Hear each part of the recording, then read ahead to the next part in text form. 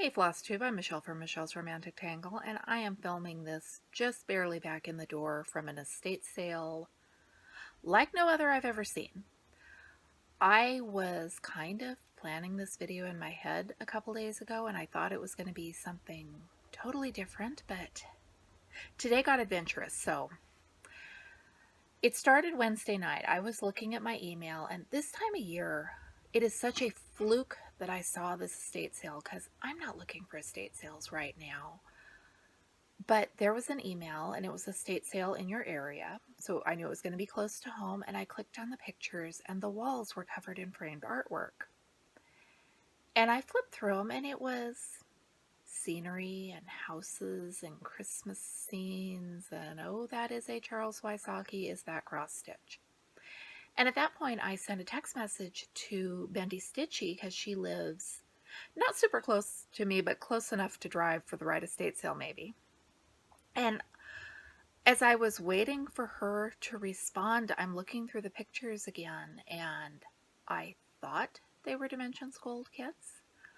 Then I saw All Is Calm in one of the pictures, and I knew that they were Dimensions Gold kits. And once I had that one confirmed, there were so many others. I don't know how many. I meant to count, and I didn't. They were all walls full. She had them hanging over in the space over the windows. I've got a little video. It is poorly lit because estate sales don't light well for videos, but I'm going to put it in here. Like I said, I apologize for the poor lighting, but the people holding estate sales, I don't think plan on having anyone video, and I don't like to video at estate sales, but there was no one else in the room with me at the second, and I absolutely had to show you this. There is so much stitching here. This is so many hours of gorgeous work, and like 80% of this is stuff that I would totally stitch if I had the kits in my life.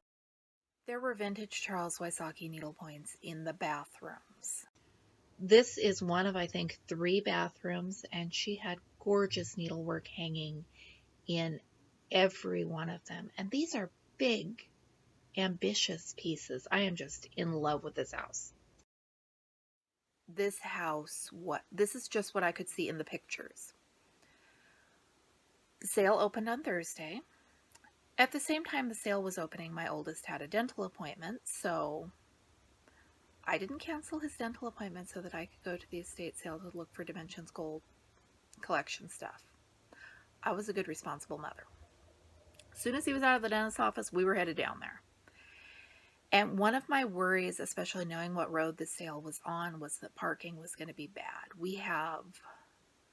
I'm down here in farmland, and you'll get sales in old farmhouses, and they weren't intended to park 20 or 30 cars, and so they'll park people out in the field, and my little minivan doesn't do well parking out in the field if there are low spots or high spots, and I've already gotten stuck once, and my biggest fear is doing that again. My husband and I went to a sale a couple of months ago, and the house was on a hill. His Ford 4-wheel drive pickup barely made it up the driveway to that house, and I saw a couple other guys in pickups struggling. So sometimes I drive out to a sale and it's can I get in there or not? Thursday it was easy. We got in the house, saw the cross stitch, swooned over the cross stitch because there was so much of it. And there, the little resin houses that I've been looking at in my thrifting videos, kind of different version of them. It was life goals, kind of a glimpse of what my estate sale might someday be. But we went through every single room in that house, my oldest son and I. There was not a skein of floss or scrap of aida or pattern to be found. She was a knitter. She was a quilter. She did paper crafts. I don't know if it was scrapbooking or card making, but lots of paper craft embellishment stuff. Not a sign of cross-stitching supplies. Not a single unfinished piece. And the quilt fabric, I've been in quilt shops with less fabric than this woman had. It was like the whole house was her sewing room. I'd really love to know what this room was like when she was working in here, and if this was also her bedroom or if she was sleeping in one of the smaller bedrooms. I am just so curious about this gal and her life. Now, to be fair and realistic, they might have pulled fabric out of the master bedroom, which was her, it was set up as her main sewing room. She had a great setup. So they might have pulled stuff into other rooms, but there was a lot of it. And my brain was just set on, it's quilting fabric, it's gorgeous, it's not cross stitch, you are only looking for cross stitch. So I got out of there with only one really cute quilting book, and I had hoped to come back today, Saturday, the last day of the sale, to see if the quilting fabric had been marked down. It wasn't, the prices weren't bad. They wanted like $10 with a jelly roll. But I'm at the stage where I have enough fabric, and if I'm going to buy more quilting fabric at estate sales, it better be really cheap. So I was going to go back today after we went grocery shopping. Got home, got the groceries unloaded, drove down there, and there was no parking. It was bad, and the road it is on has no shoulder to pull off onto. So there were people parking like halfway in the lane, and I decided against doing that because I don't want to explain that I got my car hit because I was parked halfway in the lane because I wanted to go to an estate sale I'd already been to. Came home, waited a couple hours, went back. There was parking. It had cleared out. Got about halfway up the driveway to where I needed to be, and it rained last night. It's been raining this morning, not a lot of rain, but enough to make that dirt driveway really, really soupy. And you know how I told you my big fear is getting the cars stuck at an estate sale? Oh my God, I got stuck. I was on the edge of, I can't do this. I am going to have to call my husband at work and explain to him that my car is stuck at an estate sale and talk to the nice people and hope I can leave it there till he gets off work and can unstick it.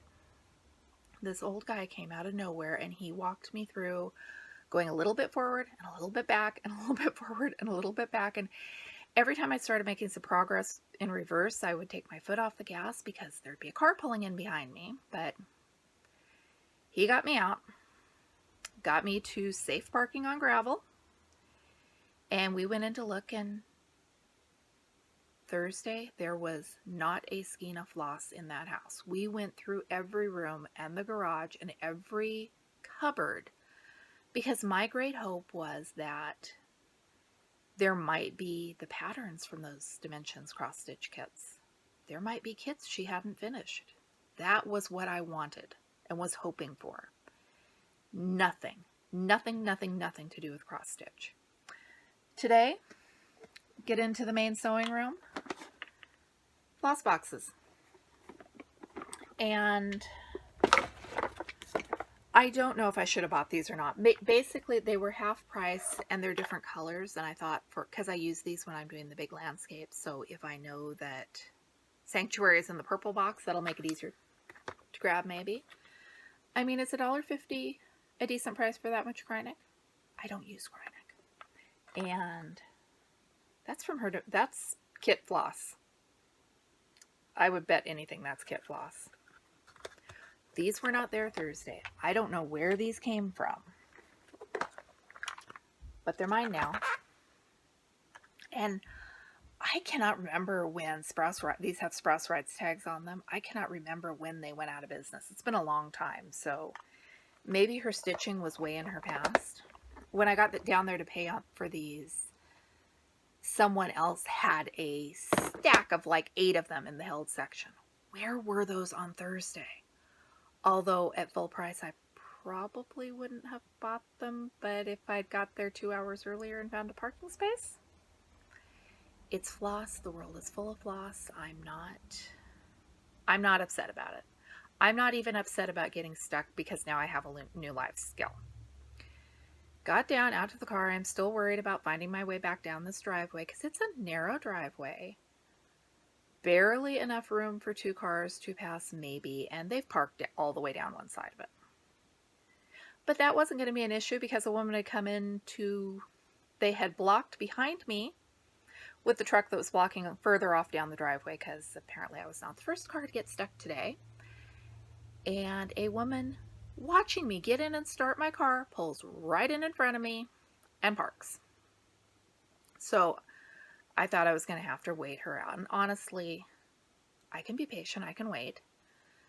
So I waited, and that very nice old man showed up again out of nowhere, and I guess his truck was totally in my blind spot that he had blocked the driveway with.